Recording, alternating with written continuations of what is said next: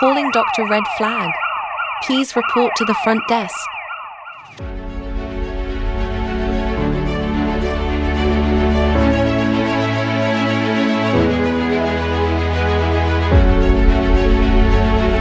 The doctor is ready to see you now.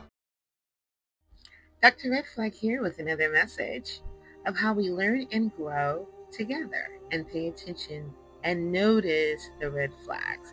Today's topic is he says he wants monogamy, but his behavior says otherwise. There are individuals who will tell you they want a monogamous relationship, and in the beginning, their behavior aligns with that.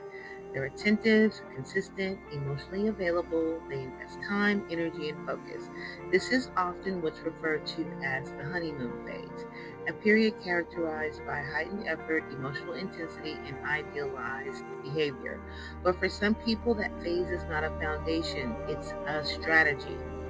From a psychological standpoint, this pattern can be associated with impression management and future faking. They present themselves as the partner you want in order to secure the relationship, not necessarily because they intend to sustain the level of commitment long term. Once the relation stabilizes, once they feel they have secured your emotional investment, their behavior begins to shift. Attention decreases, consistency becomes unpredictable, and subtle forms of detachment begin to appear. This is where underlying patterns such as novelty-seeking behavior and avoidant attachment dynamics may emerge. For some individuals, the excitement is not in maintaining a relationship, it's in acquiring one. Once familiarity replaces novelty, they begin seeking stimulation elsewhere, while still maintaining the original connection. This creates a dual pattern. They want the security of having you, but the freedom of acting single. And this is where confusion often begins, because verbally they may still claim commitment, but behaviorally they are no longer aligned with monogamy.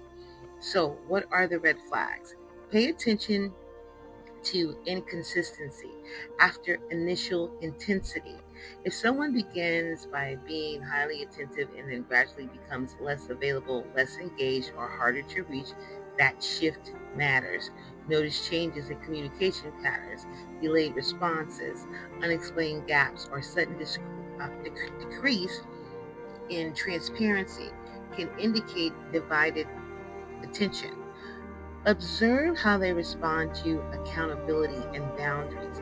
If you express concern and the response is deflection, minimization, or making you feel like you're overreacting, that's a form of gaslighting.